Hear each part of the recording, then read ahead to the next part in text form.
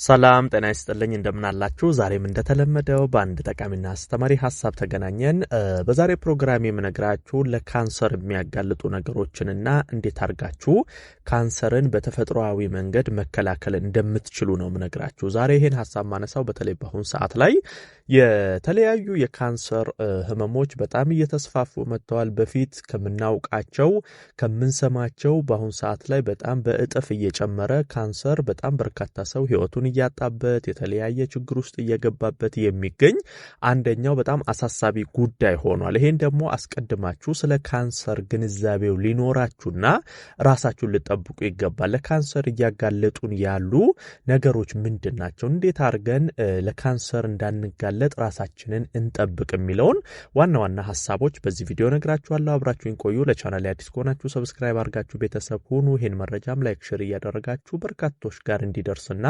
እንዲማሩበት እንድታደርጉ በክብር እየጠየቅኩ በቀጥታ ወደ ሐሳባችን እንግባ በመጀመሪያ ለካንሰር የሚያጋልጡ ዋና ነገሮችን ልንገራችሁ አንደኛው ካንሰር በዘር የሚተላለፍ ችግር ነው ይሄ በደንብ መታወቅ አለበት በተለይ ከዚህ ቀደም እንግዲህ በቤተሰብ ታሪካችሁ ስር በካንሰር የተጠቃ ከነበረ በእናት በአባት እህት ወንድም አክስት አጎት በዘራችሁ ስር ከዚህ ቀደም ካንሰር የተጠቃ ከነበረ ይሄ ነገር በዘር የመሄድ እድል አለው ብዙዎች በዘር አማካኝነት ለካንሰር የሚጋለጡ አሉ እንደዚህ አይነት ነገሮችን እንዴት መከላከል እንችላለን የሚለውን በኋላ ላይ መፍትሄዎቹን እነግራችኋለሁ መጀመሪያ ግን አጋላጭ ምክንያቶቹን እንድታውቋቸው ነው መጀመሪያ አንደኛ ነገር ካንሰር በዘር ሊተላለፍ ይችላል ሌላው በእድሜ መጨመር ነው እንግዲህ በተለይ 40-50 አመት እያለፋችሁ በሚሄድበት ጊዜ አኗኗራችሁን ማታስተካክሉ ከሆነ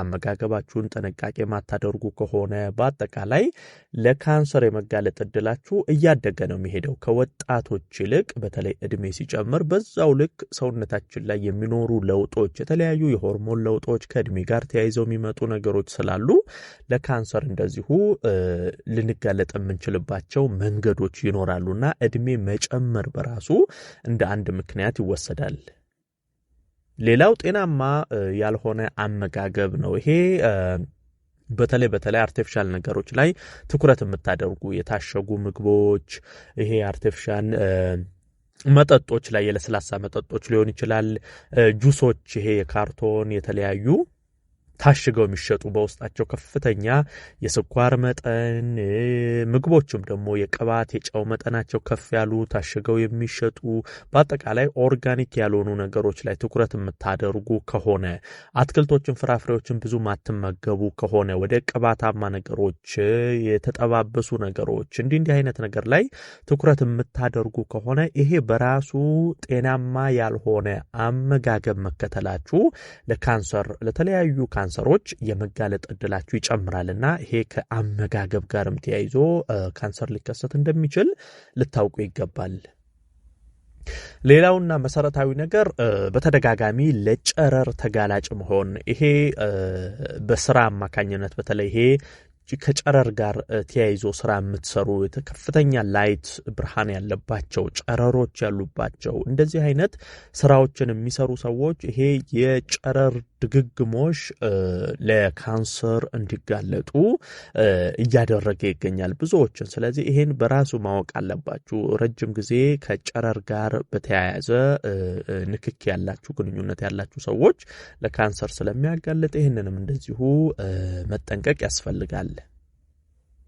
ሌላኛው ጤናማ ያልሆነ የሰውነት ክብደት በተለይ ይሄ ችግር አሁን ላይ ብዙዎችን ለካንሰር እየዳረገ ይገኛል ይሄ የሰውነት ውፍረትን አለመቆጣጠር ክብደትን አለመቆጣጠር ቦዲ ማስ ኢንዴክስን አለማስተካከል ከፍተኛ የስብ ክምችት ከፍተኛ የኮሌስትሮል ክምችት ሰውነት ላይ መኖር በተለይ ሆድ አካባቢ የሚከማቹ የስብ ክምችቶች በኋላ ወደ ሰውነታችን የተለያዩ ክፍሎች ውስጥ እየሄዱ ችግር ይፈጥራሉ የደም ቧንቧ ላይ የሚለጠፉ ስቦች የደም ቧንቧ እንዲጠቡ ያደርጋል ሰውነት ላይ በአጠቃላይ ክብደት ስንጨምር ውፍረት ስንጨምር ስባችን በጣም እየጨመረ ሲሄድ የተለያዩ የሆርሞን ችግሮች ያመጣል ከነዚህ ጋር ተደማምሮ ለካንሰር የመጋለጥ እድላችን በከፍተኛ ሁኔታ ይጨምራል ስለዚህ ይሄ ክብደትን ማስተካከል በጣም ያስፈልጋል ውፍረት አላስፈላጊ ውፍረት በተለይ ከጊዜ በኋላ የመጣ ውፍረት ከሆነ አንዳንዴ ከልጅነት ጀምሮ አብሮን የሚያድጉ ውፍረት አለ። ነገር ግን በፊት ኖርማል አቋም የነበረን ከጊዜ በኋላ ከዚህ ከአመጋገብ ከአኗኗር ጋር ተያይዞ የመጣ ለውጥና የመጣ ከፍተኛ ክብደት ካለ እሱ ጤናማ ስላልሆነ ለካንሰር ሊያጋልጠን ይችላል። ሌላኛው ደግሞ ለተለያዩ ኬሚካሎች በተደጋጋሚ መጋለጥ ይሄ ልክ እንደ ጨረሩ ሁሉ ይሄ ኬሚካል የሚቀምሙ ሰዎች ከተለያዩ ኬሚካሎች ጋር ውህዶች ጋር እንዲህ ንክኪ ያላቸው ሰዎች ለካንሰር የመጋለጥ እድላቸው በከፍተኛ ሁኔታ ይጨምራል። እንደዚህ አይነት ስራዎችን የምትሰሩ ሰዎችም ጥንቃቄ ማድረግ አለባችሁ። ከተለያዩ ኬሚካሎች ጋር የምትነካኩ በተደጋጋሚ ያን ኬሚካል የመነካካት የማሽተት እንደዚህ ነገሮች ውስጥ የምትገቡ ካላችሁ ይሄ ለካንሰር ስለሚያጋልጥ በጣም ጥንቃቄ ያስፈልጋል። ሌላኛው በመጨረሻ መነግራችሁ ከአጋላጭ ምክንያቶች ሱሶች ናቸው። በተለይ ሲጋራ ማጨስ። ይሄ ሲጋራ ለረጅም ጊዜ ማጨስ ከሳምባ ካንሰር፣ ከጉሮሮ ካንሰር፣ ከተለያዩ ነገሮች ጋር ተያይዞ እጅግ በጣም ከፍተኛ ጉዳት ያመጣብናል። እንደዚህ አይነት ከሲጋራ ከተለያዩ ከመጠጥ ጋር የተያያዙ ሱሶችም እንደ አጋላጭ ሊሆኑ ይችላሉ። ታዲያ መፍትሄው ምንድነው? በተለይ እኔ ከመፍትሄዎቹ ጋር የምነግራችሁ አስቀድማችሁ ካንሰርን እንዴት አድርጋችሁ በተፈጥሯዊ መንገድ መከላከል ትችላላችሁ የሚለውን ልንገራችሁ። አንደኛ አሁን ይሄ ከላይ ያየናቸውን ነገሮች በጤናማ መንገድ መተርጎም ነው። ለምሳሌ ጤናማ ያልሆነ አመጋገብ ለካንሰር ያጋልጣል ከተባለ መፍትሄው ምንድነው? ጤናማ አመጋገብ መከተል ማለት ነው። አትክልቶችን፣ ፍራፍሬዎችን በደንብ መመገብ፣ ይሄ አርቲፊሻል ነገሮችን መቀነስ፣ የታሸጉ ምግቦች መቀነስ፣ ስኳር፣ ጨው፣ ቅባት ነገሮችን መቀነስና ጤናማ አመጋገብ መከተል አንደኛው ለካንሰርም እንዳንጋለጥ በአጠቃላይ ለጤናችንም በጣም መሰረታዊው ነገር ነው። ሌላኛው ክብደትን መቆጣጠር ብያቸዋለሁ። አላስፈላጊ ውፍረት ለካንሰር የሚያጋልጥ ከሆነ በተቃራኒው የአካል ብቃት እንቅስቃሴ እየሰራን ክብደታችንን መቆጣጠር ማስተካከል ያስፈልጋል።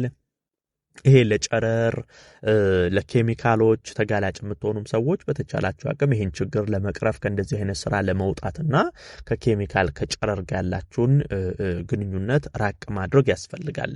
ከዛ ባለፈ ካንሰር ተከላካይ ምግቦችን መመገብ ለምሳሌ ልክ እንደ ነጭ ሽንኩርት፣ ዝንጅብል፣ እርድ፣ ሚጥሚጣ እንደዚህ አይነት ምግቦችን አመጋገባችሁ ስር ማካተት ያስፈልጋል። እነዚህ ጸረ ካንሰር ምግቦች ናቸው።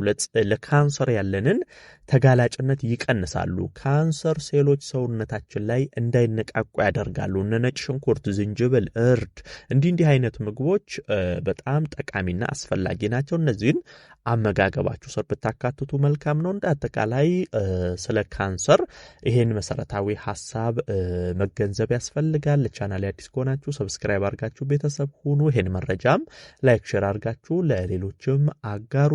የዛሬን በዚሁ አበቃው። በቀጣይ ቀን በሌላ ጠቃሚና አስተማሪ ሐሳብ ዳግም የምንገናኝ ይሆናል። እስከዛው በያላችሁበት መልካም ጊዜ